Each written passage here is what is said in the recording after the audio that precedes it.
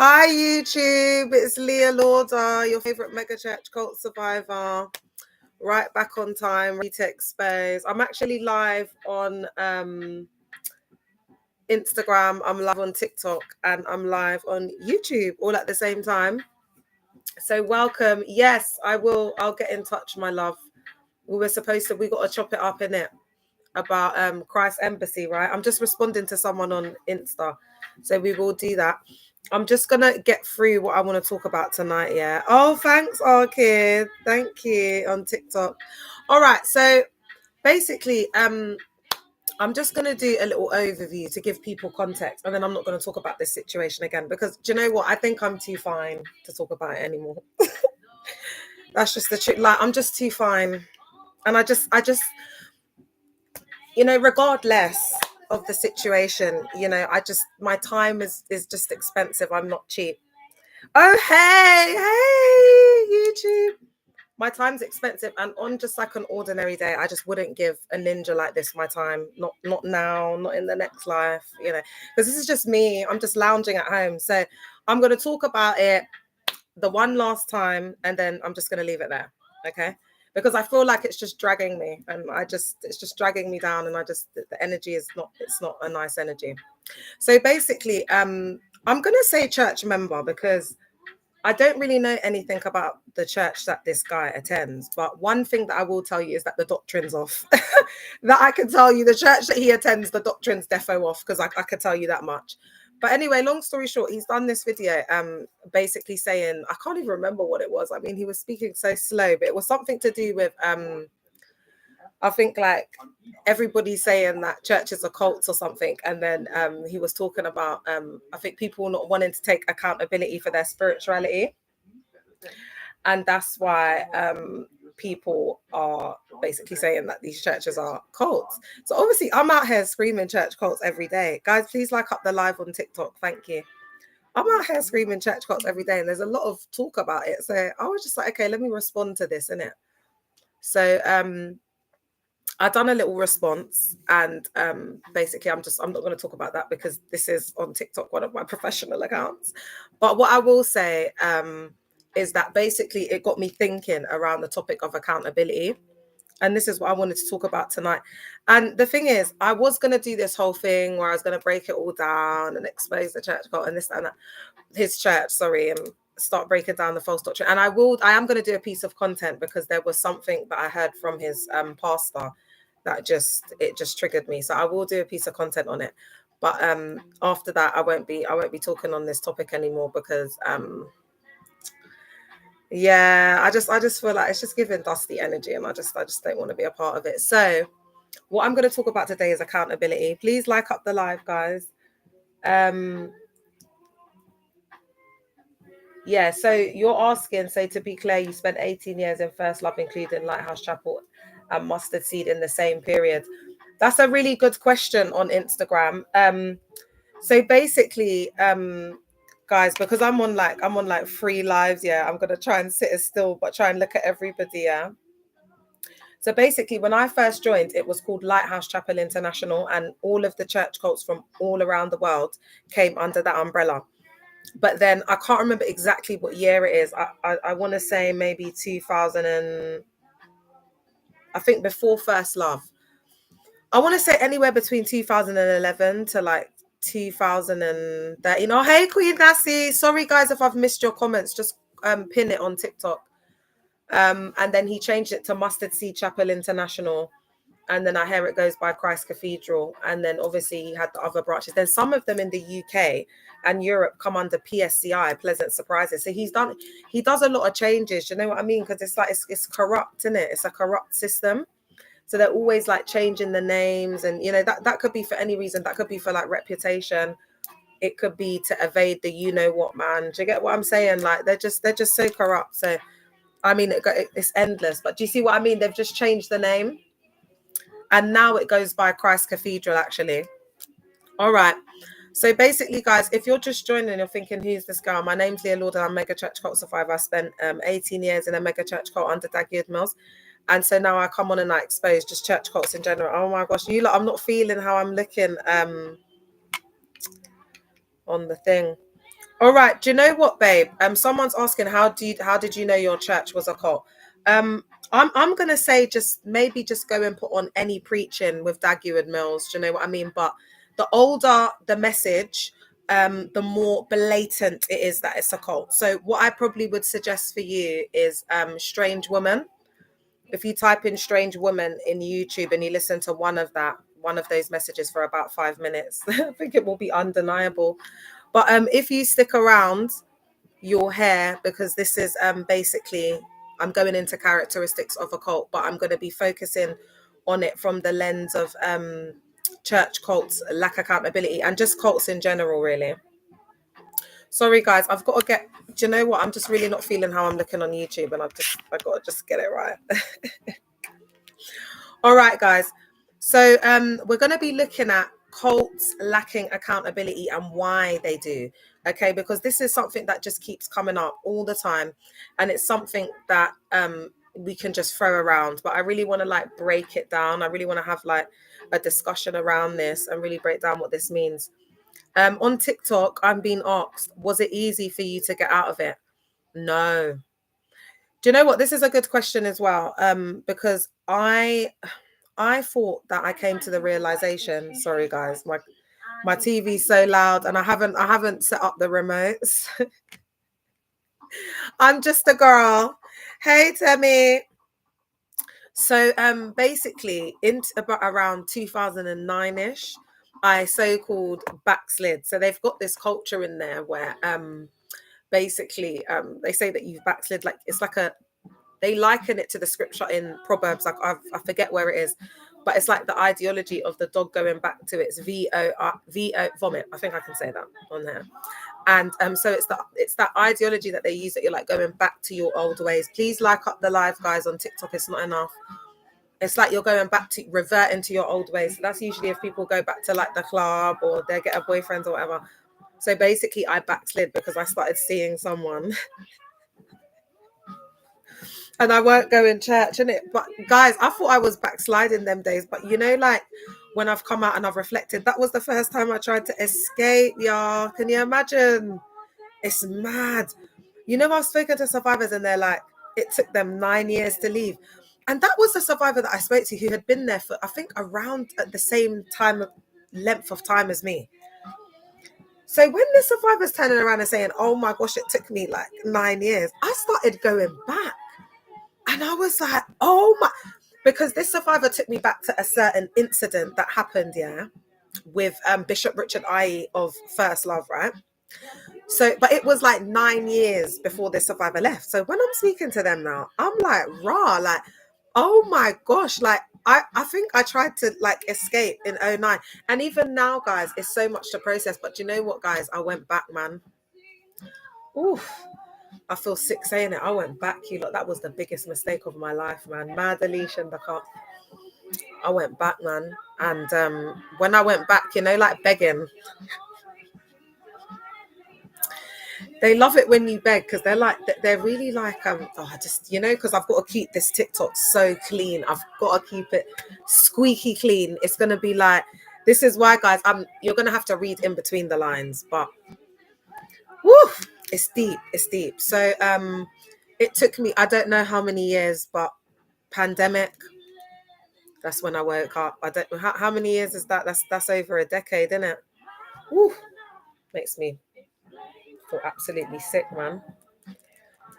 Because guys, do you know what? I'm gonna keep it raw.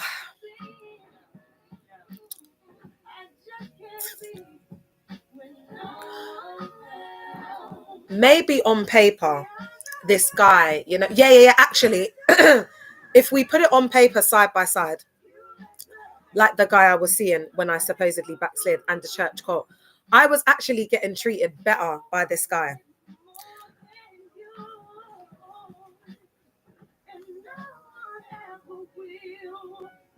Oh, okay. Abigail's saying she has a topic. Mods. Who have I got on deck as mods? Oh, I thought AM was given free. Like, actually, AM. Do you know what? Oh, you've blocked them. Oh, soft life in the car. Oh, what a way to introduce yourself.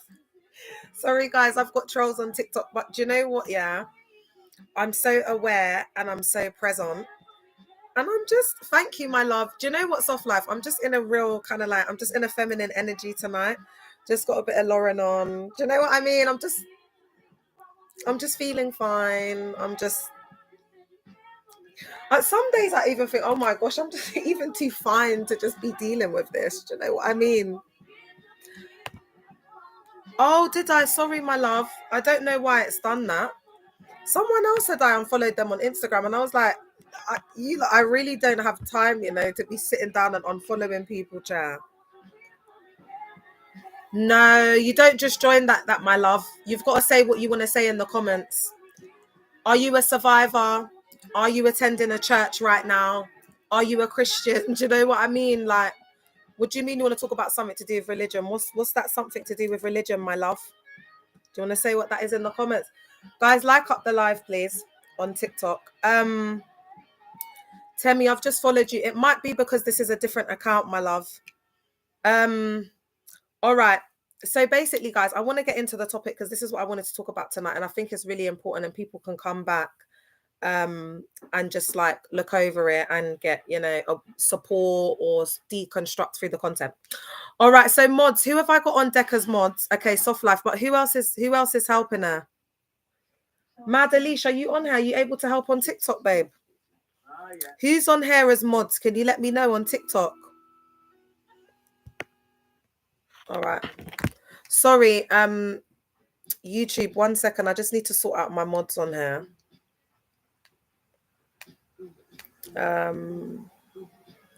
Because if you're just joining on YouTube, I have a lot of trolls who come on just to disrupt the live and to get me riled up to a point where I start to use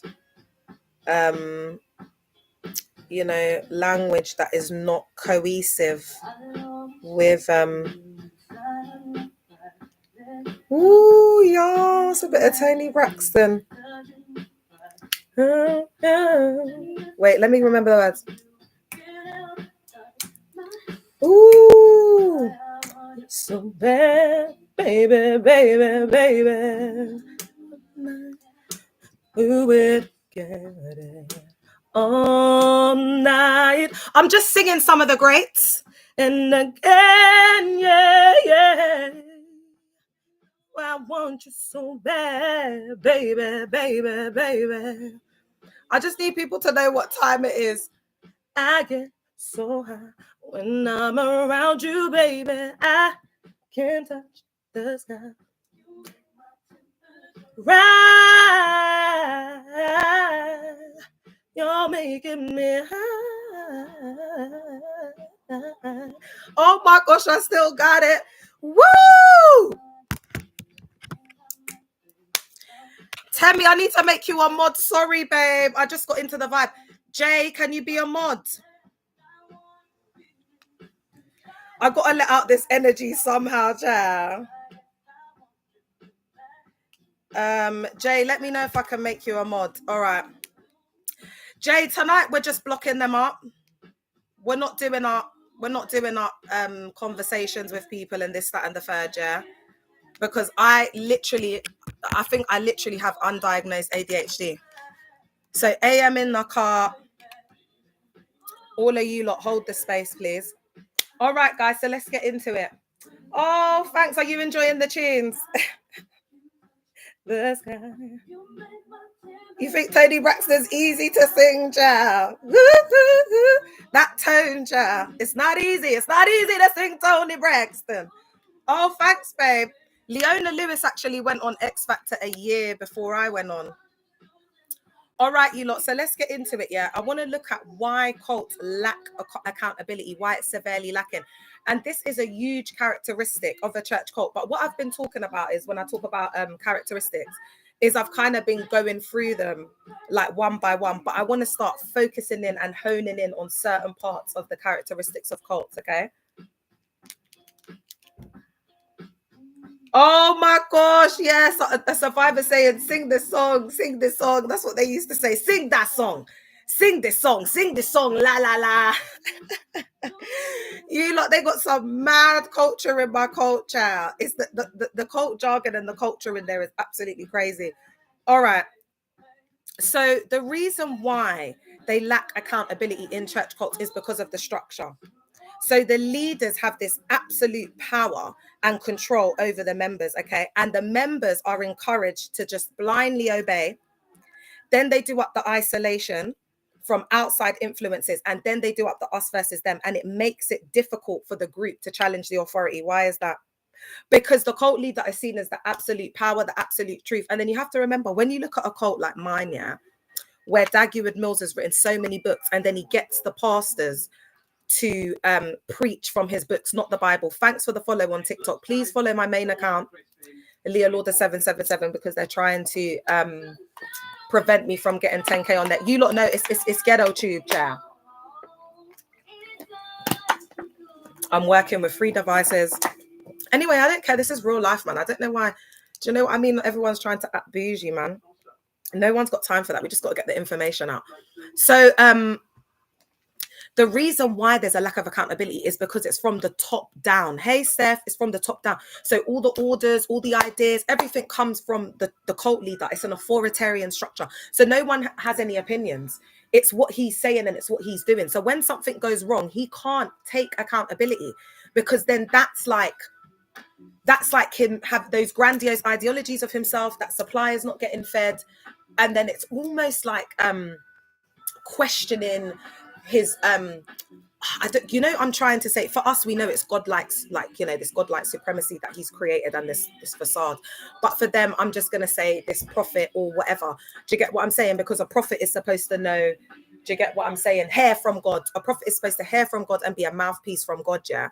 So he can't, and that's why when we come in and we say like false prophecies, yeah, like when they've given a prophecy that hasn't come to pass, it's like they'll try to swindle and windle their way out of it. I'm going to use Jehovah's Witness for this, because they go a lot of like prophecies and it's an apocalyptic cult, and their cult leader basically said that the world was going to finito. I think was it in the 90s or the 80s, some years back anyway. And when it didn't happen, he then said that it was a spiritual end that he saw. So there's a lot of manipulation that you get with this as well. So they'll do anything but take accountability. Mystical manipulation, get people to sign NDAs like they did in my cult. Thanks for the roses, my love. Sweep essay and grape under the carpet, because remember, it's also about the reputation of the church cult as well, and that's why they lack accountability. Because if they have to take accountability for the things that are going on there, like for example when the pastor's sleeping with a church member, instead of them taking accountability, what they do is they do up misogynistic patriarchal rhetorics and ideologies. They then further break down women with the rhetoric of like the obedience, the subservience, the submission. And submission can be a beautiful thing. And I don't really like, it depends how you're going to say obedience. But you know what, guys, because this is my main account, I'm gonna keep it PG. Yeah. No, they didn't make me sign an NDA, but the real baddies know when obedience is needed. And when obedience ain't needed.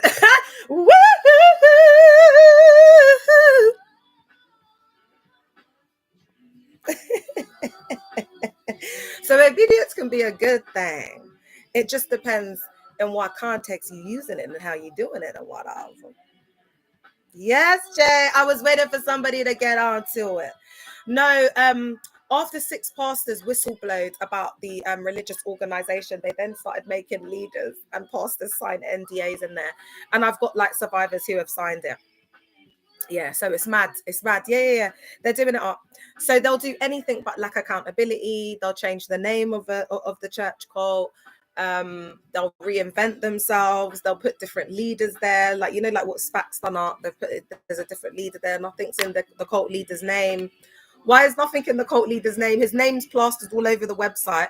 Whenever you hear these geezers talk, they're always talking about their cult leader, are they not? That's all they talk about. That's all we hear them talk about, is talking about this cult, like how we have to honor the man of God, like this, that, and the fact. That's all we ever hear.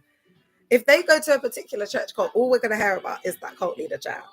But then on the company's house records, when it comes to finances, there's no transparency. That none of these cult leaders' names are on there. Pushing 24K is asking on TikTok, what church can I attend that isn't a church? What church can I attend that isn't a church? What do you mean? I thought you said, what church can I attend that isn't a cult? That isn't a cult. Oh, okay.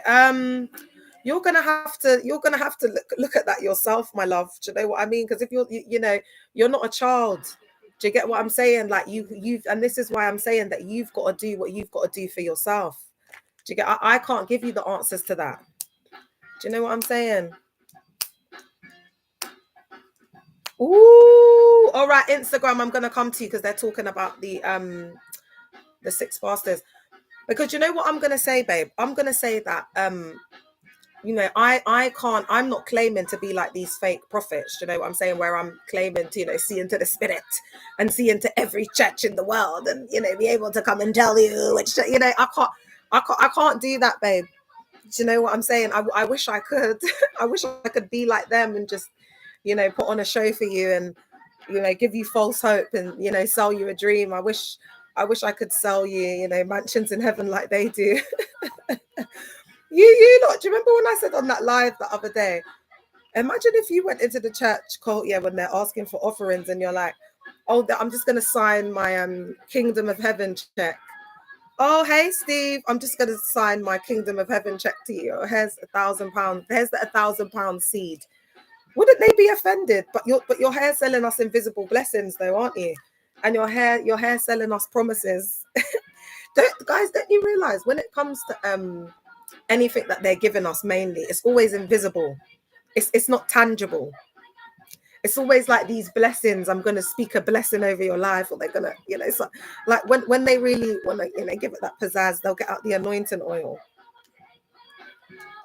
But then when it comes to us having to reciprocate it, they're always talking about, honor the man, bless the man of God with monetary offerings. You don't want to get a man boxes, the man of God boxes. This is the exact conversation I was having with my friend. Oh, wow. So I have to add this in the book then, because this is confirmation. So when we're talking about lack of accountability, for example, there's this big sowing of the seed culture, yeah? So let's say now, because we've had cases like this, a woman sells her home, yeah? Wait, let me just turn back, because Marie, she's distracting me. This woman sells her home, yeah? And now she goes and gives the money to the church cult. Now it all falls down. It's all gone wrong, this, that, and that. The church cult is not going to take accountability. And this has happened so many times in so many different situations. I'm going to use a different one as well. Ooh, Soft Life said we get nothing in return. Yeah, we get the invisible blessings. Soft Life, I pray that the Lord will bless you, that you will have a good husband, a husband that will love you, a husband that will love you and will honor you. That's all they do. It's just words. Do you realize, that these so-called men of God, they're just getting paid to just like speak, like just to talk. They're just making big money just to talk, and it's just the talking for the sake of it, really. And it's just such like vulnerable, naive young people. It's an anointing or blessing or favor, nothing you can actually get anything with. Oh my God. Soft Light saying this is nothing you can actually get anything with. Girl, I told you we got to start bringing our kingdom check. Look, someone on TikTok saying they want to know more because they go to the Mill Hill branch. Yeah, who's your pastor? Do you know what I was going to say to you, babe? Do you know what? Yeah, guys, I'm in such a silly mood, but I wish, that I could get you to give them a kingdom check. I've got a kingdom check that I want to cash, mate. Do you know what I mean? I've got a kingdom check that I want to cash out. Do you know what I mean? That I've got a lot of invisible blessings that I want to cash out on. Do you get what I'm saying? Oh, is it? Who's that? Can you say? I won't say on the live if you can put who it is. All right, so let me continue, right?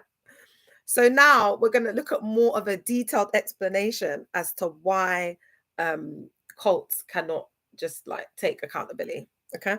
So the first one is authoritarian leadership, and I love this. I love like to break down what authoritarian leadership is, because you know what? If there was like exemplary, authoritarian cult leader, would be Dag Mills. It really would. So like my cult, it just fits into the characteristics really perfectly. So, and I can see the survivors liking up the live. Hey, Uncle Rob's, guys, please, if you're on TikTok, like up the live. It's so important. All right, so Steve on YouTube is saying, when you type disloyalty, Judas Orangu on a pastor, your search results will be riddled with posts from that church. Oh gosh. Yeah, it doesn't surprise me though, because that's the culture. That's part of the Thought Reform program, my love. It's part of the Thought Reform program. Mad Alicia, you want her? Don't feel pressure, my love. Yeah. It's part of the Thought Reform program, so they want everybody to be obedient and subservient and see Dag like a god. So yeah, so you wouldn't, you'd only find First Love doing that up, wouldn't you? All right, so authoritarian leadership. So at the top of this authoritarian leadership, you're going to get a charismatic leader, yeah, and this charismatic leader is seen as infallible, and the decisions are rarely questioned. But I want to say that the decisions in my experience of being in a high control group, there's the decisions are made and you have to follow their orders. They're not decisions.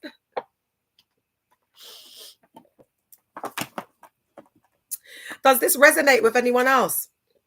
They're orders, and it's very like top heavy, so it's from the top down. And when you get these orders, you've got to do what you're told. There's no like trying to suggest anything, or do you know what I mean? Because it's coming from an authority. And then through the Thought Reform program, which is the loyalty and disloyalty doctrine, what they teach is that loyalty is always to the higher authority. And then they said that it is required of a steward to be found faithful, or something like that, along the lines of that. And then when he brings that faithful into it, yeah, he like brings it up like that faithful there is like, I don't even know if it's some Greek word or something, because you know how they go on, but it's like he links it to loyalty. Okay, so, and I think, guys, if you're on here and you're a survivor, is it Corinthians? Because I feel like it's Corinthians, because guys, we were like, this doctrine is absolutely like, it really gets into the psyche, because you need to have it to be able to see Dag like this prophet, like the ultimate authority of the whole structure. So what I'm going to say with the authoritarian leadership is that there'll usually be some sort of thought reform program that will involve the members seeing the cult leader as some sort of divine being, prophet, God servant, whatever, yeah, that they do up. Okay.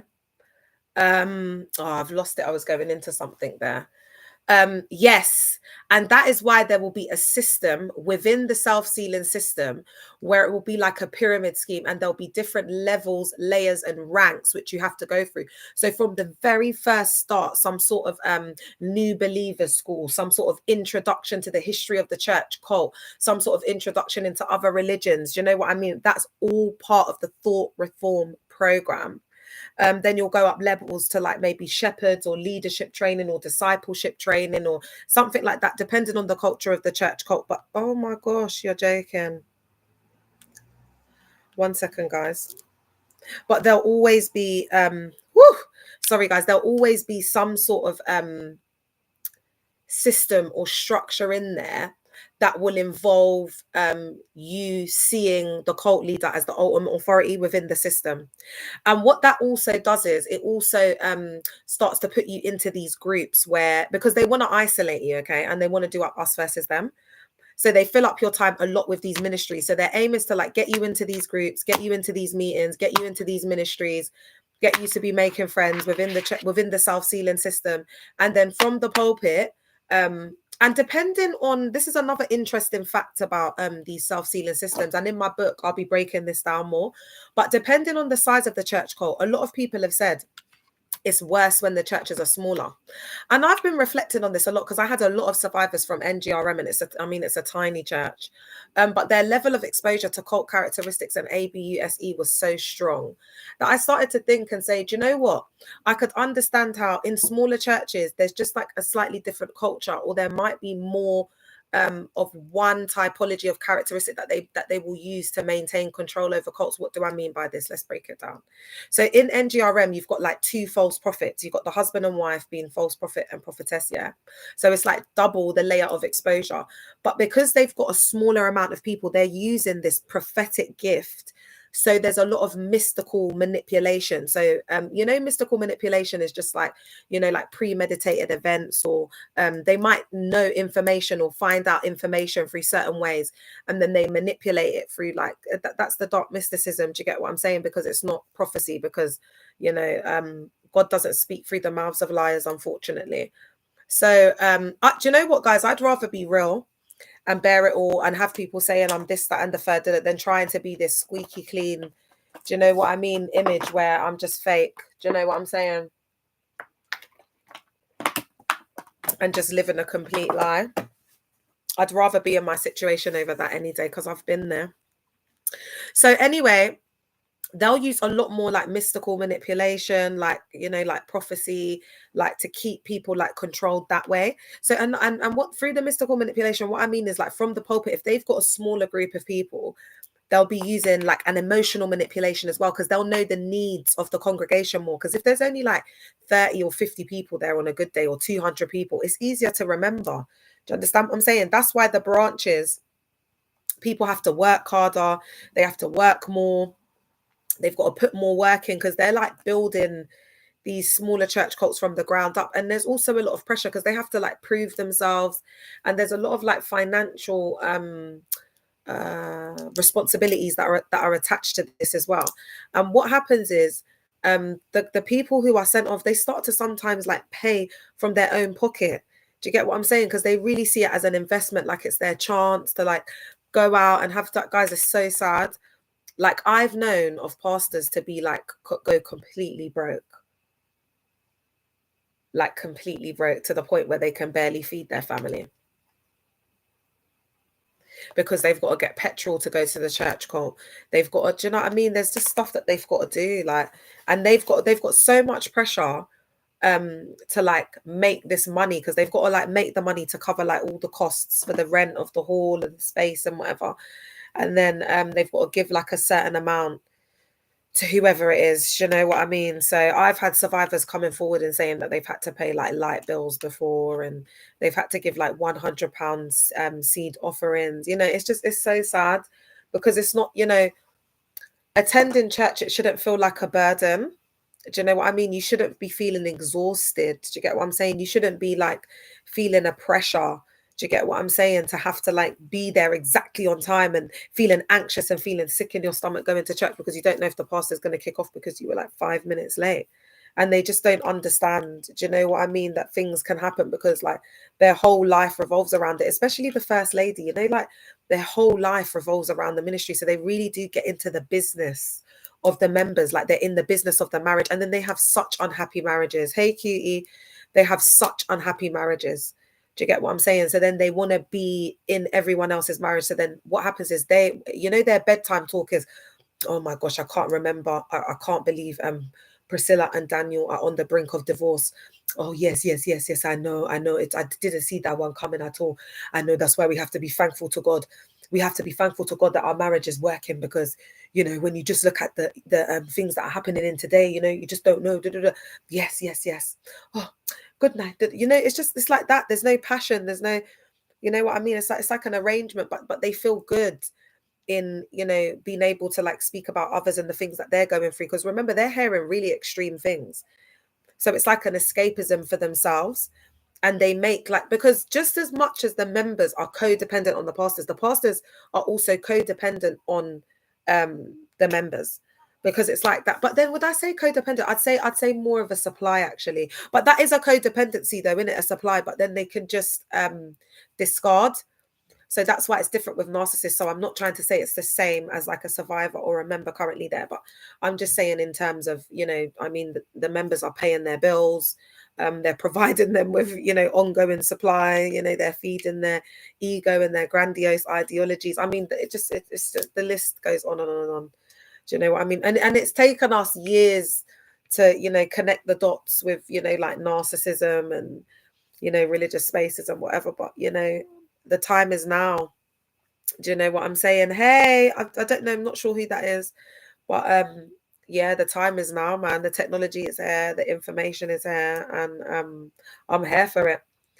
All right. So Instagram saying that they don't miss the pressure at all. The pressure of having to do all of this, the work, and building all these church cults. Hey, they used to brag back in the day that they were a gossip-free church. Oh my gosh, they used to brag about a lot. They used to brag about having like, all of these branches, and it's all lies. All of it's like, like some of these branches have like 10, 20 people in them. They're not branches, they're like gatherings, like fellowships. Oh, are you? What are you in the process of recovering? On YouTube, Steve is saying, I actually got tired of the loyalty to the highest authority mantra. Ooh, it is a mantra, isn't it? I despise churches with hierarchical leadership. The guy at the top is never accountable to anyone. Ooh, yeah. Oh, that's powerful, isn't it? Hey, Rach, I'm gonna message you, but the time anyway. I'm gonna do this up and I'll message you separately. But welcome. Um, woo, guys, this is deep, because exactly what Steve has just said is exactly that. There's no accountability, and that's the scariest thing.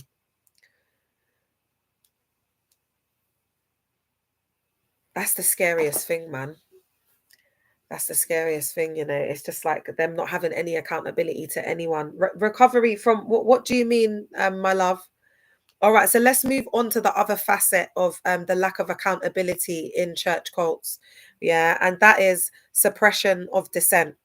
So members are often discouraged from expressing doubt or questioning the leader's authority, leading to a climate of fear and conformity.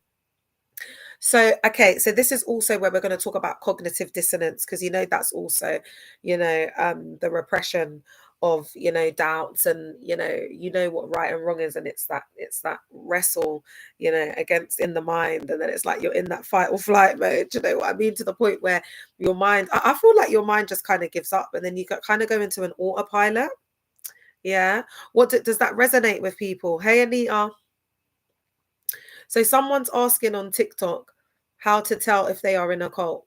All right, so this is part of it, my love, because these are like the characteristics. So these things that I'm describing, if you're going into a setting and they're talking a lot about honoring the pastor, or they're talking about, oh, the great man of God, my life has changed since I've been coming to this church, and honestly, Prophet Watermelon has preached so many powerful messages.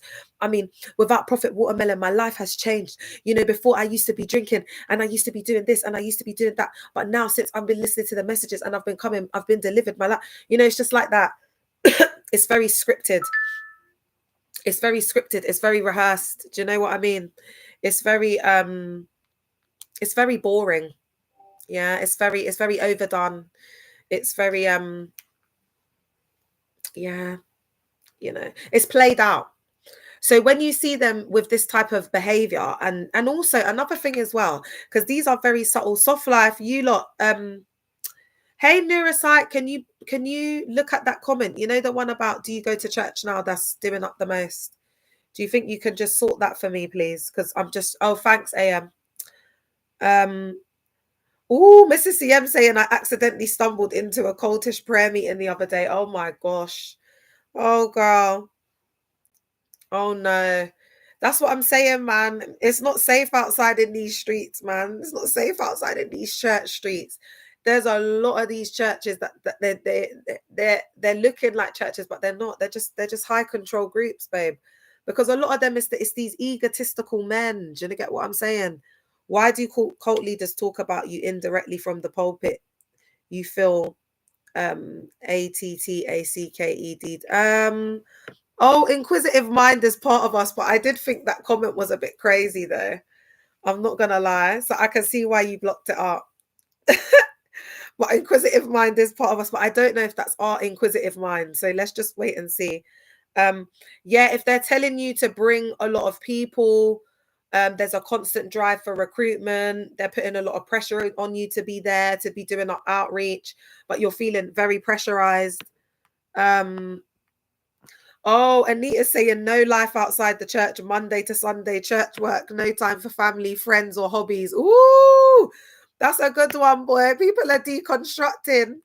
I feel like calling Anita, Dr. Yanya Lalage. Look on Instagram, they're saying swollen Sunday. Oh, wait, there's so many comments, you lot. Neuropsych is saying, I literally made a video about how neurodivergent people are vulnerable in the church. Oh, girl, we need to do a bit of content. I think I think it's a long time coming, in it, girl. I think, girl, let's get if you want to do it, let's do it, man. Because I'm even trying to get assessed for ADHD at the moment, girl. I'm sure I got it, my love. Let's do a little thing because I don't want to say too much on YouTube about my recent diagnosis, but it's all connected, girl. It's all connected. And there's another survivor, Nassie. I don't know if she's on there, but she does a lot of work around it as well. They're doing everyday evangelism. So share that video with me as well, my love, because I could do a little stitch on that. Oh yeah, look, Mrs. CM says they're prowling the campuses like crazy. So that's another one. When they're on the campuses, they're targeting students on university campus. Do you know what I'm saying? Like, we know that they're coming with a premeditated motive. That's what they're doing up.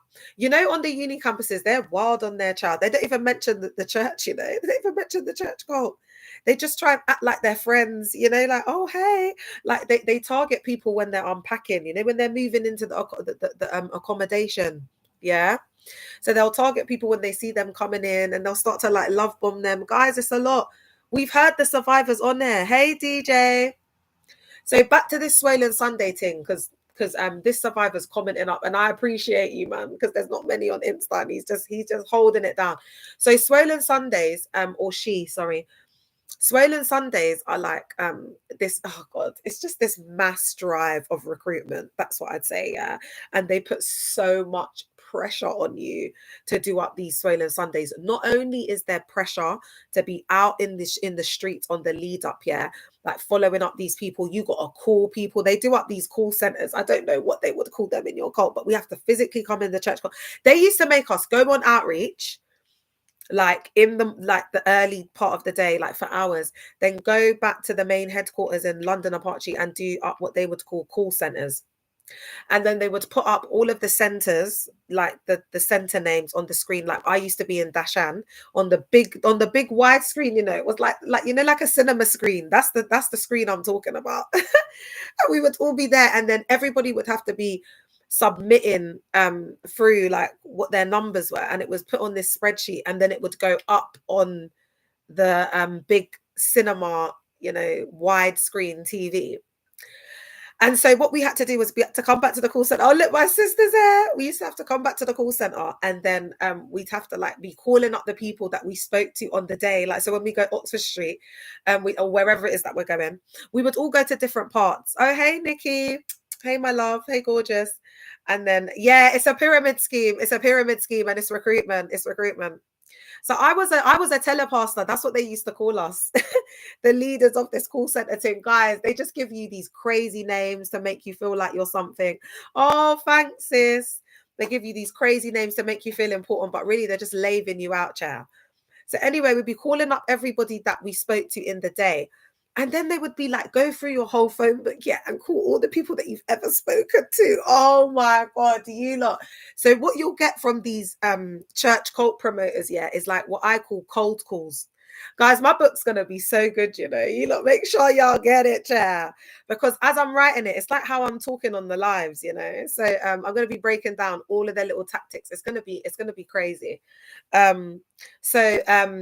They do up like cold calls. So you might get a phone call, yeah, from someone who's like outreached or evangelized to you, yeah, like a year ago, 5 months ago, and they'll be like, oh, hi, like out of the blue. And you'll be like, oh, sorry, who is this? And I'll be like, oh, I was just going through my phone and I came across your number and I thought, oh my gosh, how are you doing? Like, guys, like these people, yeah, are like proper, like dodgy car salesmen.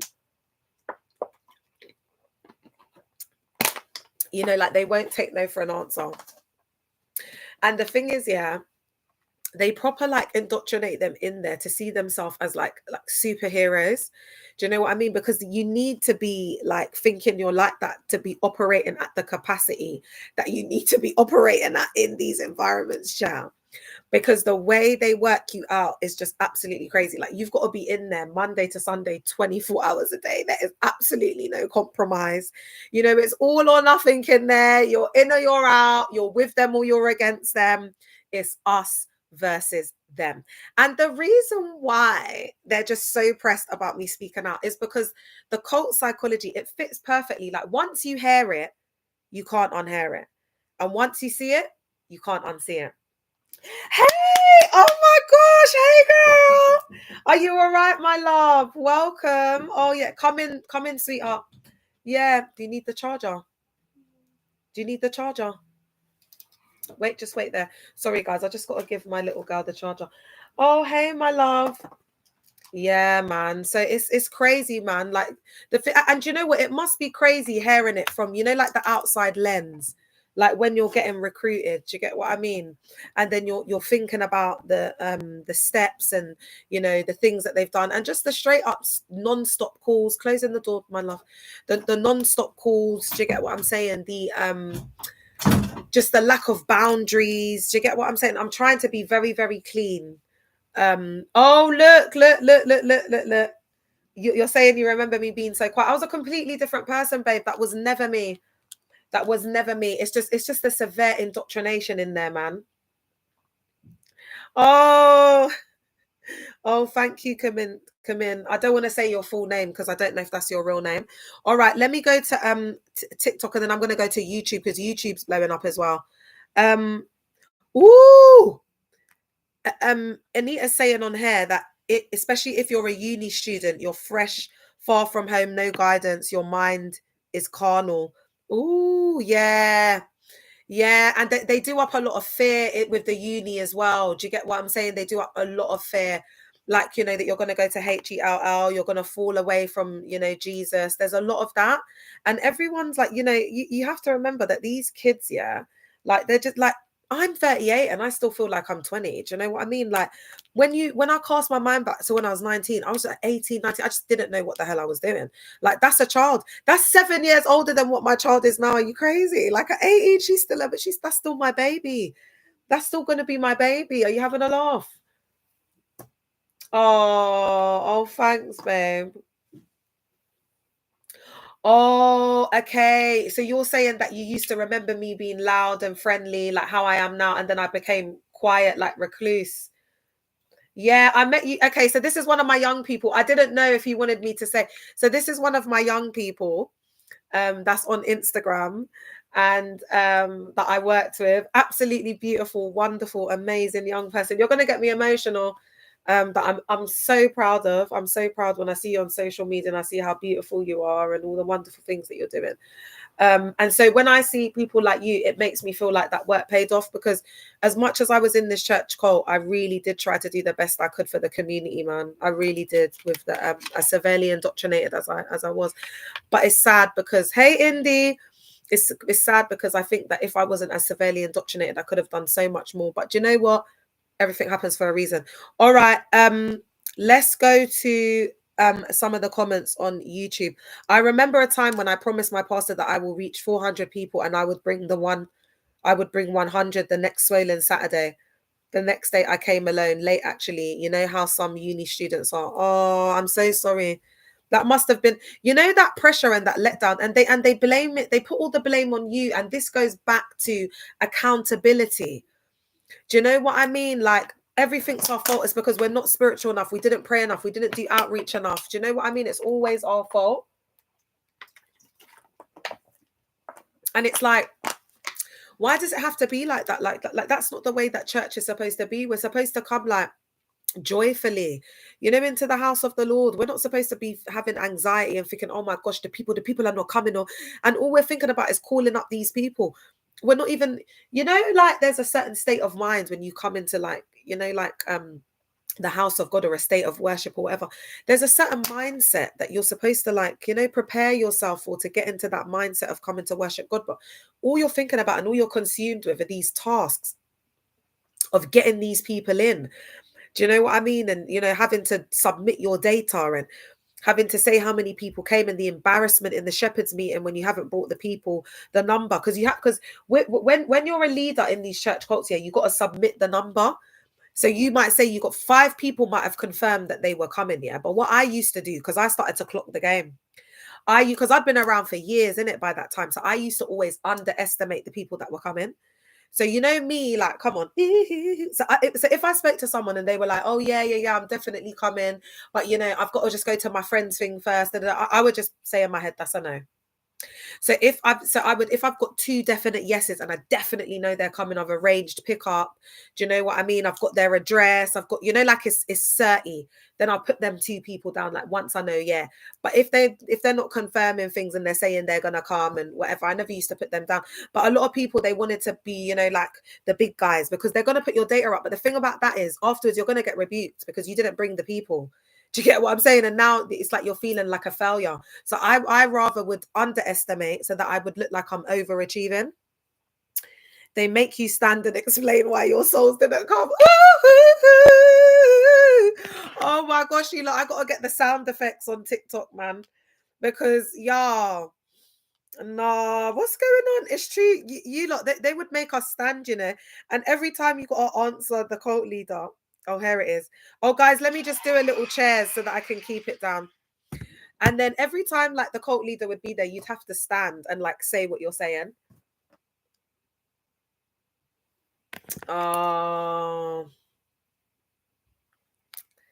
Yeah, so on Instagram, you're saying, I see a difference within you, which you're right and quite sad. Oh, thank you, my love. I appreciate you, man. I appreciate your support. Big yourself up. Yeah, the standing thing, and guys, it wasn't like a meeting of like 5 people. Sometimes there'd be bare people in this meeting, chat. Like, guys, before, back in the day, because we never used to have the internet, like now they do stuff on Zoom. Oh, MM2, thanks. MM2, they're saying great job. Oh, thanks. Oh my gosh, who is that? I hope that's not who I think it is on there. But someone's saying thanks for exposing it, so thank you. Like 50 to 100 or more in person at night in some odd location. What's that about, Anita? I think I'm missing it, girl. Guys, I don't even know. I'm starting to disassociate. When I talk about all these numbers and everything. Oh, that's what I was going to say. So back in the day, we didn't have the internet like what it was. Like Zoom didn't exist. We didn't have Teams. We didn't have, do you know what I mean? So we used to come physically, like, to meet, yeah. And guys, there would be people who would come from like Ireland. There would be people like from Scotland, like Milton Keynes, like people from off ends. And we're all in this meeting. And it's like, you got to stand up, you got to stand up and you got to give your data. You got to talk about, guys, it was a lot of pressure. It was a lot of pressure. So a lot of the time in these cults, especially like my church cult, like it's very male dominated. Do you know what I'm saying? Very extremely, and most of the time these settings are like this, and you don't. And that's why someone was asking earlier, like, oh, why? Oh, when Nia said that people have to travel to prove themselves worthy, it's so true. Oh no, I'm gonna get the giggles with that one. No, come on, man, let's give her a clap. That was good. Let me turn it up. No, like seriously, guys, like, no, that was a good one. It's true, because like when they come, it's like they're seen as more spiritual. Do you know what I mean? Like they're really doing the work. You're sacrificing, Charlie. This is the work. This is the real work. It's just like, guys, they got some weird culture in there, Chair. I can't even lie to you.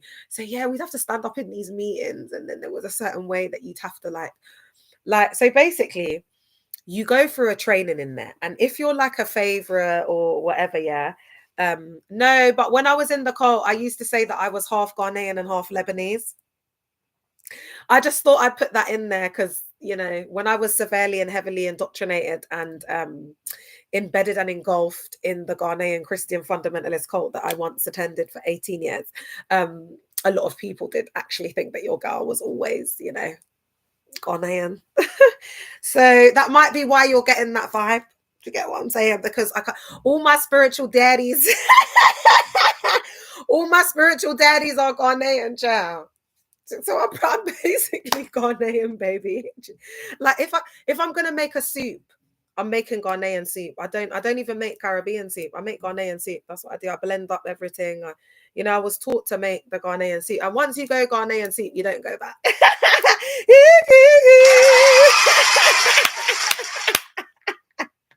Ooh, they don't talk about Ghanaian soups enough. Do you know what I say? You Ghanaians in the car, you lot should be liking up the live, Jar. Do you know what I mean? Ooh, okay, girl. I'm just gonna get through these, and then I'll pull you up. Yeah, are you around? Because I just want to get through these characteristics, and then I'll take lives if that's okay. Yeah. People are wanting to go live on this end as well, but I'm on YouTube.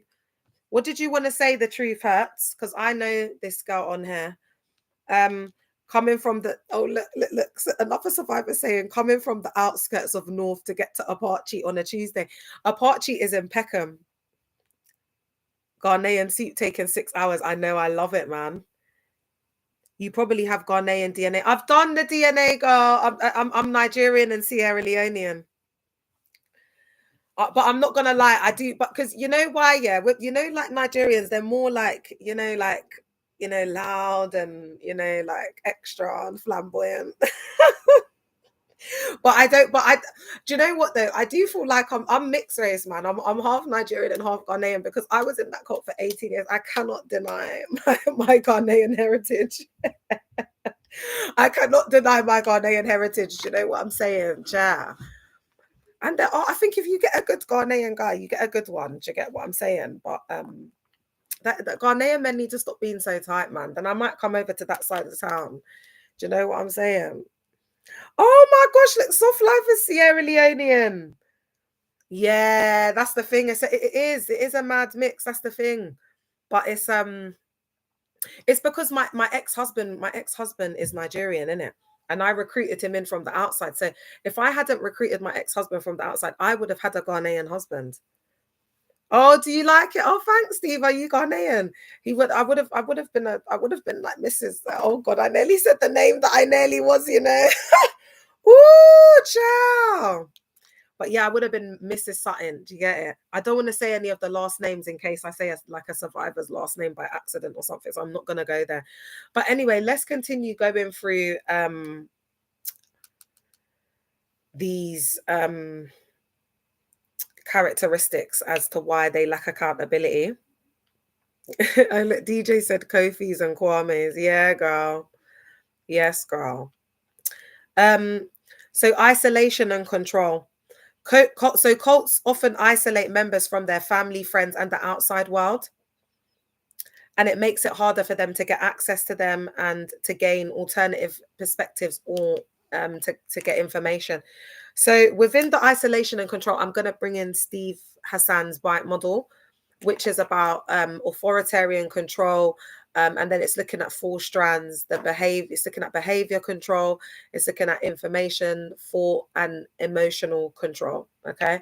And so when we look at the information control, that's why they isolate. That's why they do things like propaganda. They're always trying to put information out there to fit a certain rhetoric. I'll give you an example, actually. I've got 2 examples. When SPAC was going through, the deportation of Toby, and they were just getting a lot of bad press, like it was just every day. They started to put out their own media, saying, "Oh, Pastor Toby has been a great pastor and served the community for 20 years," and they were trying to do the most, to put out that, to perpetuate that narrative, that rhetoric.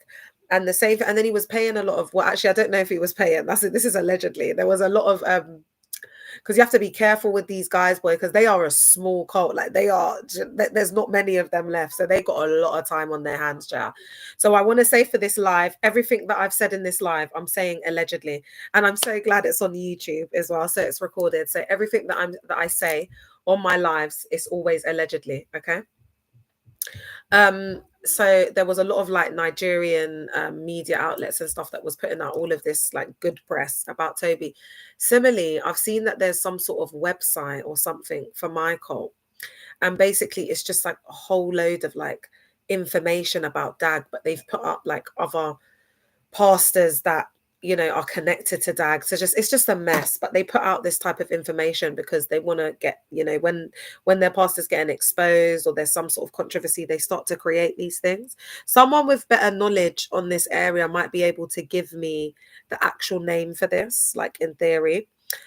Yes, I did, but you know what, it's all one church cult, babe. I don't even like it's all one church cult, babe. I don't even like talking about the different names, but for the sake of, which branch should I go to? Like, where did I attend? Yeah, it was MSCI, London Apache headquarters. That's the building that they own.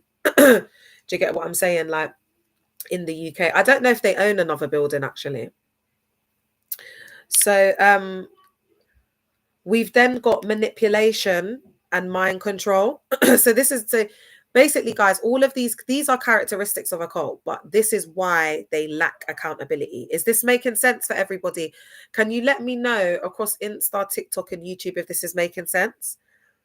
And also, babe, Ray, can you put what you want to talk about in the chat as well, babe? I just ask everybody that comes on a live so that I know. Just because I'm on YouTube and I'm on Instagram, also the recordings are going to stay. So if you're requesting a live and I pull you up, girl, I can't delete any of the recordings, yeah? Because I've been on here for quite a while so that the survivors can watch it back. So if you're okay with your recording and what you say on the live staying up across YouTube and Instagram, let me know, yeah? So cults use manipulative tactics. Oh, it's making sense, are great. And mind control techniques to influence members' thinking and behavior. And this is, and then what it says here, yeah, is that this is further eroding their ability to think critically and make independent decisions. And guys, when we look at like the brain and the functioning of the brain, and I think the main ones are the amygdala, the hippocampus. I don't even know if I'm saying it right. Hippocampus or hippo. Are there any medical professionals here? And then there's the last one. Is it the frontal cortex or something? So there's 3 elements of the brain that this indoctrination really does affect. And so it does come into that mind control, because basically the more you're indoctrinated and the more you're going through this like thought reform program process, what's happening is you're using less of those parts of your brain. Do you get what I'm saying? Because you're not making decisions for yourself. Do you get what I'm saying?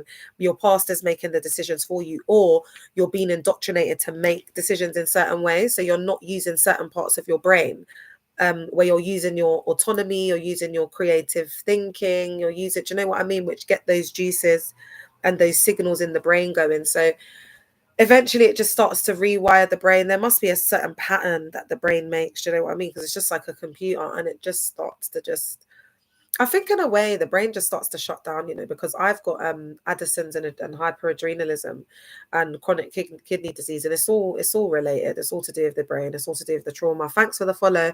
Can I ask that you follow me on my main account, Leah Lauder 7, please? Because they're trying to prevent me from getting to 10K, because they're EVIR and they don't want me to get the playlist feature, because then they'll be getting exposed on a different level. Because TikTok's my main following, that's why. It's the main platform that I use. Because me and this app, we just go together. Indoctrinated members are very narcissistic towards anyone they get into contact with. Yeah, the most severely indoctrinated are, my love. So is this making sense? All right. So, babe, Ray, did you want to say what you wanted to talk about, my love, just so I can see where it fits in? Because I'm just trying to get through these bits, and then I can pull you up, my love. Hey, Michelle. Also, members will isolate you if you're not serious about the work. Yeah, that's so true. They have elitist groups in the church cult. So if you're not doing, the most and some above and beyond, doing everything and some, then you're not going to get into them elitist groups. And the thing is, even if you are doing the most, again, it comes down to so many things. Do you know what I'm saying? Like, and I think as well, it's, in there, you gotta step on next, man, to get to the top. Do you know what I'm saying? And it's when they see that, like, your ability to like follow the orders and like keep secrets and not talk, and that's all it's about. That's all it's about in there. And that's what gets you like up the ranks. It's so sad. And the more you get involved, the deeper. Yes, yes, it does make sense. But being an outsider, can I talk? Yeah. Yeah, if you just want to put what you want to say in there, my love. But I am gonna pull you up just so I'll bring you up after I finish these bits, yeah. So lack of transparency. So cults often operate with a lack of transparency, keeping their inner workings and decisions hidden from members, which prevents accountability. I'm going to say that again. Cults often operate with a lack of transparency, keeping their inner workings and decisions hidden from members, which prevents accountability. TikTok, please like up the live. So again, guys, I've kind of described cults as like being this secret society. Do you know what I mean? Where it's like you have to be in like the inner echelons. Like they used to say things like you have to get into, there are certain corridors that you cannot get into, and certain discussions and talkings and happenings and seats around certain tables that not everyone will be invited to. But the Bible tells us your gift maketh room for you. So as you serve the Lord, as you work in the house of the Lord, as you store up your treasures in heaven and not here on earth, and you sow seed, it's just so manipulative. So manipulative. But I do applaud them. Let me get the guys, for about a month or two of coming out of the church cult, when I started to like deprogram and really deconstruct, and I started figuring out, oh my God, this is what this geezer's actually did to me. He's actually like indoctrinated me. I've been severely indoctrinated, yeah. And now I'm losing my damn mind. I started unpacking it, Elo. And I just used to sit there and get up in the morning and just clap for Dag. Like, bravo, like, well done. Like, come on, you got to rate it a little bit. Guys, I was going crazy. I was losing my mind. I was sitting there laughing in my room and clapping for Dag. Like, yeah, you did, yeah. Like, you know what I mean? Like, I was losing it, Joe. The betrayal. Oh, God, the betrayal. The trauma. But the betrayal. The betrayal, man. I just used to, guys, I don't think you understand. I just used to be in my room. Like, I would just be rocking back and forth, like, wow, like he really did me this dirty, mate. Like, this is what he really did. Yeah. Do you know what, girl? As soon as I can't, yeah, it was the characteristics of the cult. Or someone's asked me on TikTok, I forgot I was on Insta and YouTube at the same time. Someone's asked me on TikTok, Leah, when did you decide to deconstruct? And I think it was just from the jump. But I remember I started with the sound doctrinal, and I'm not saying for everyone to go down this route, because and this is why I don't like talking about it too much, because it's everybody's individual journey. But for me, I think because I was coming from a church and a Christian background, yeah, I was on the X Factor in 2007 in a group called Hope. I'll never forget about that bishop getting rebuked for asking about his pension. That's next level. Oh yeah. Oh hey, such hustle. Yeah. Yeah. They did them pastors dirty, man. I'm gonna come to that, because you know what, you're the second survivor to talk about that. So I'm gonna put that in as well. But the deconstruction, yeah, thank you, my love. I'm okay. I'm all right. Just get in there, man. Surviving. How are you? But I'm on YouTube and Instagram, so I'm here, but I'm just trying to get through this, and then I'm gonna go to comments and things like that. Yeah. So the deconstruction, that started from the jump, but I started deconstructing through sound doctrinal like theology. Because at first I thought it was like a doctrine thing, innit? So I was like, okay, let me look through the sound doctrine. But side by side that, I was also deprogramming against the cult psychology, because I realized, it's good to hear. I realized that the key to it was deconstructing, but I was trying to figure out how to deprogram, and I couldn't figure it out. and it was stressing me out. And I was just watching all the videos and I was reading all the stuff, but I didn't realize that that's what the deprogramming is. That's what it is, like cult psycho ed. But you're just so like, you know, guys, you're in like this manic state, like you're trying to process everything. It's just such a crazy time. Like, do you know what I mean? So that's why I'm kind of like, I'm just like dedicated to this, you know, like, because I don't know, it gives me purpose and it helps me. And, you know, I think that, you know, at some point in your deconstruction phase, it's always good to share. And it doesn't even have to be on like a platform like this. It could just be, you know, with just someone or whatever, just, you know, documenting it, whatever. I think it's good to do that as a creative outlet. But yeah, so it was pretty much straight away, my love, because I realized that I needed to make sense of and understand the process. I needed to make sense of, you know, what had happened to me. And I knew that the only way that I was going to be able to do that was through deconstruction and deprogramming. And I want to say as well that oh yeah, that's another thing that I wanted to say. One thing that I recommend to everybody before they even start to dive into the deconstruction of Christianity and deprogramming is try and get yourself, I mean, take what resonates and leave what doesn't. You know what I mean? Like, it's a free country and, you know, you have free will. But the best thing I think I could have ever done with my deconstruction was basically setting like my morals and my values and just focusing on self-love. I was focusing on self-love for a hot minute. Do you get what I'm saying? But I would recommend focusing on self-love and centering self. So when you're centering self, that doesn't really involve anyone else. If I could have turned back the clock, I would have done that up. I would have done up self-love, like, I don't want to say decentering men because I still feel like it's centering men. So centering self, just going on that healing, that celibate healing journey a bit earlier. I wish if I could have turned back the clock, I would have done that side by side with the deconstruction, whilst kind of establishing my morals and my values.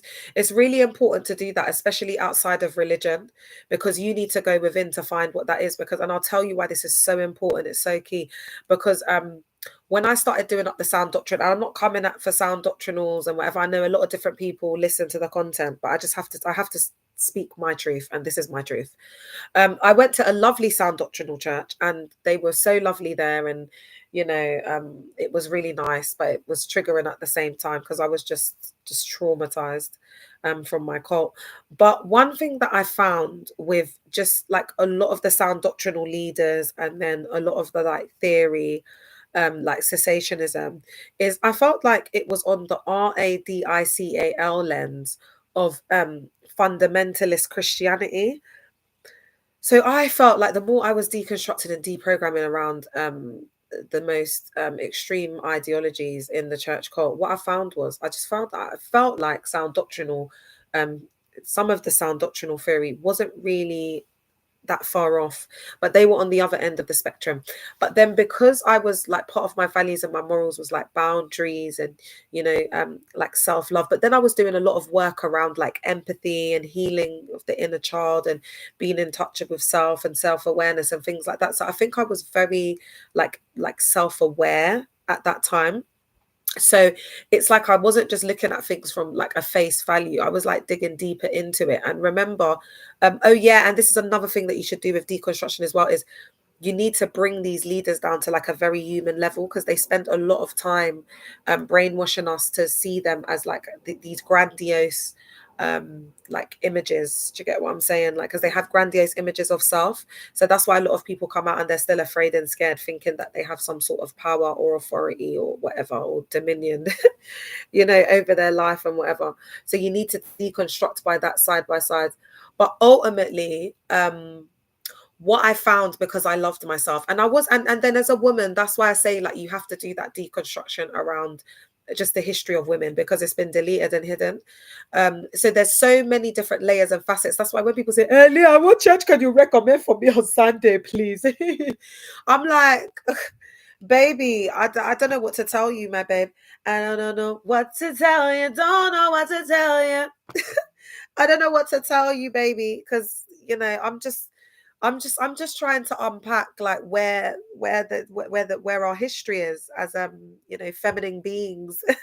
Where is our history? And why has it been hidden? And why have there been like these women inventors and then it's been like males that have taken credit for the work? I mean, it goes on and on and on. So I'm just unpacking that. Do you know what I'm saying? Like, like that's what I need to do up first. Like once I figured that all out, then I can start to figure out what I'm doing off after that. So there was a lot of different dimensions of it, but I think because I was kind of just I was obsessed with deconstruction, guys. It might be to do with my ADHD as well. I'm sure I've got ADHD. I'm trying to do up a diagnosis, but let's say I am, hypothetically speaking.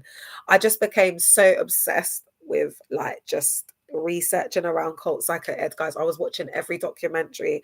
I was watching every YouTube video known to man. I was reading absolutely everything. Guys, do you know what? Yeah, I'm gonna tell you lot something. Yeah, so there's this thing in the cult world, yeah, and it's called international cultic. Because I'm a nerd at heart. I'm a real geek. Like, I love learning. Like, I love. Do you know what I mean? Like, who remembers? Does anyone remember that game show, Crystal Maze? That used to be a banger. I would go on that chat. How did you manage the workload? All right, let me answer this first, and then I'm going to get to that. So international cultic study, yeah. So they have these conferences every year, yeah. So I think I was fresh out of the cult, and they were doing this like online conference. I was like, great, I can make it, I can do it, like da da da. So anyway, I've attended this conference, yeah, and guys, no word of a lie to you, yeah, they had these groups. I don't even know how to explain them.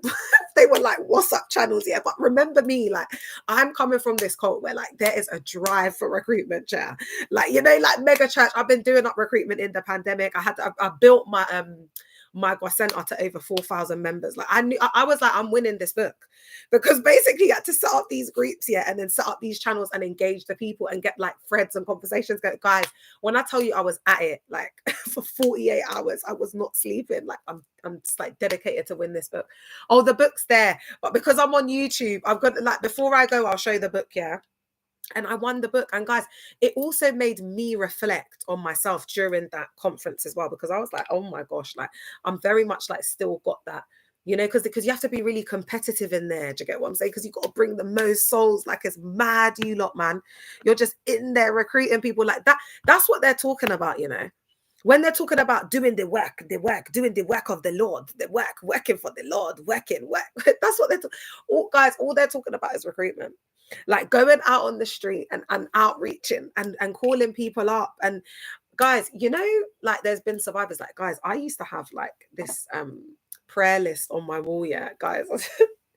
I was not okay. I'm not gonna lie. Like when I first started coming, I was not. I definitely needed to be with mental health services, and these people were just telling me to come. I'm gonna get delivered, like this, that, and the third. They're telling me that, MH is EVI out. Guys, it was a lot. People have had like, what's it, like data spreadsheets on their wall, of follow up, people who are sheep, people who are goats, people who are deers, because in cults they have like cult jargon.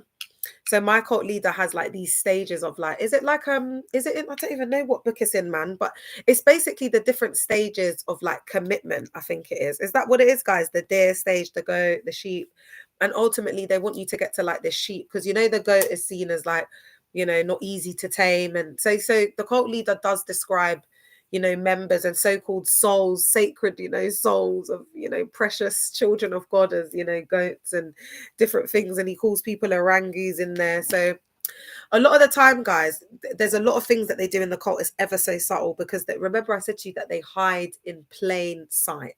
Do you get what I'm saying? So what the cult psychology allows us to do is unveil, demystify, unmask, expose, shine a light upon, all of the tactics that they use in these environments to keep people trapped through the self-sealing system. Why they're so hard to detect? Because you can say, oh my gosh, you were in a cult. Why did you stay there for so long? And you're such a smart person. But the thing is, when people present, they usually present at the most traumatic times of their lives. They're usually going through a lot. And that's the reason why they stay. And then over time, they're indoctrinating you, because remember, a lot of people think, what do you think happens in a cult? Like, they need high functioning people. They will push you and motivate you and drive you to do well, because you doing well is dependent on the cult doing well, because it's a pyramid scheme. So they want people to be out there working. Do you know what I mean? That's why, SPAC survivors have told us that, like, when they were in the trap house, if they weren't, going to work or studying or doing something where it was bringing in some sort of income, do you know what I mean? It was seen as they weren't bringing in some sort of income. They were wanting to, like, kick them out of the house, because that's what it's like at the end of the day. Do you know what I mean? It's all a pyramid scheme. It's all about bringing money in. All right. Do you know what I'm gonna say? I'm gonna just say blame for this one, because I don't want to say the next bit, because TikTok is so sensitive, and I'm gonna be on here for another, I'd say, like, maybe 10 to 20 minutes. I'm gonna take Ray, the guest on Insta. She's still on there, and then I'm gonna start winding down, guys. Yeah. So when things go wrong, cult leaders often deflect blame, and I just don't want to say that word for TikTok, but what I want to highlight here is that there's always, like, a scapegoat. So what I believe in my heart is that my spiritual father, he was demoted from, I don't know, I see him preaching now, but he was like the main pastor. Then they moved Sister Philippa there, so they thought they were doing the wrong thing, but that was the wrong chess move, man. It was the wrong. But again, do you see what I mean? They started blaming him because I was speaking out, and it's like I was close to him and I was talking about these things that his wife was saying and things that I overheard, and you know what I mean. So they were putting the blame on him, but he's the best pastor they've got in there. He's one of the very few pastors that aren't preds. And you've gone and done up that. And that man, one thing I'll tell you about Reverend Edmund, yeah, that man gave his life to the ministry. I'm not saying anyone's perfect, but that man gave his life. And one thing I will always respect that man for until the day I unalive is that he never took advantage of me. In that essay where I have to give that man his flowers, because he could have taken advantage of me and he never did. That man is a good man. He's a good man. Do you get what I'm saying? He never did. And this is not even about him. Like, it is about him in a way, though, because I'm doing it for him, and I hope you see it. I really hope that you see it, Rev. I really hope that you watch this,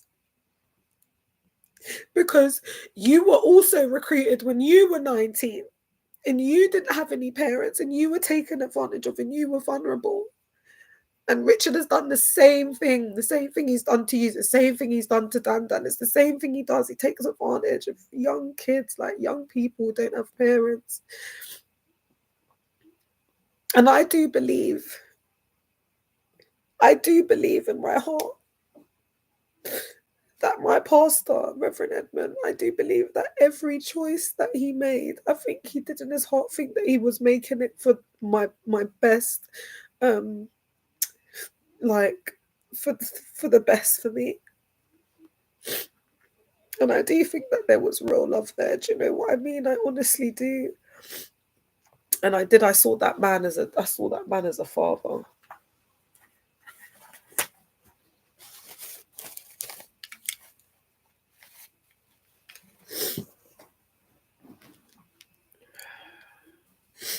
It's hard when I speak about that man. It's so hard to just think that he's still in there.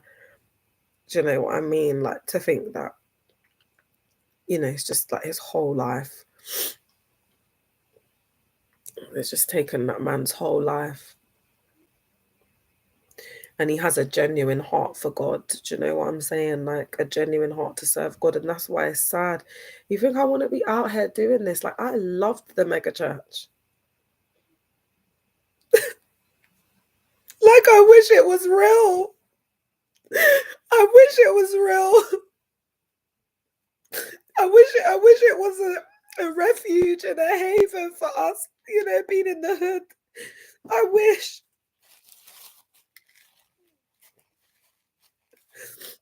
it was everything that they said it would be. Why not? Why wouldn't I want it to be?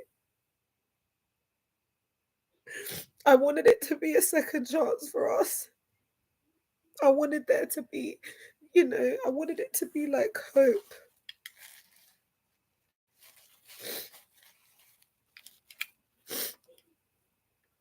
I wanted to change my life.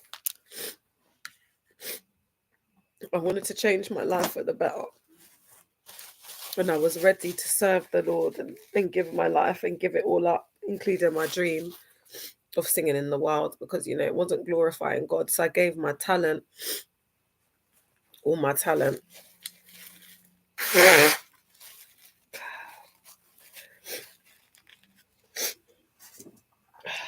to serving in the house of the Lord. To come to find out that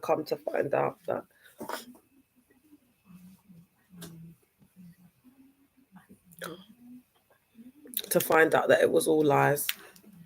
So guys, I know I said I was gonna take a live, guys, but I've got to go because I've just got some emergency news, guys. So I've got to come off the live. I'm coming. I've got to come off the live, guys. So I'm just gonna wind this down. I might come on, guys. I might come back on in about 10 minutes because I do feel like I've kind of just, and Ray, I'm really, really sorry that I couldn't bring you on, babe, because I've just got an emergency situation that I've got to deal with.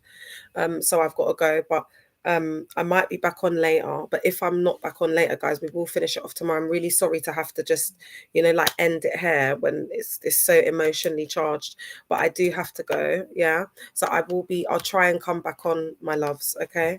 So thank you so much, YouTube. Thank you so much.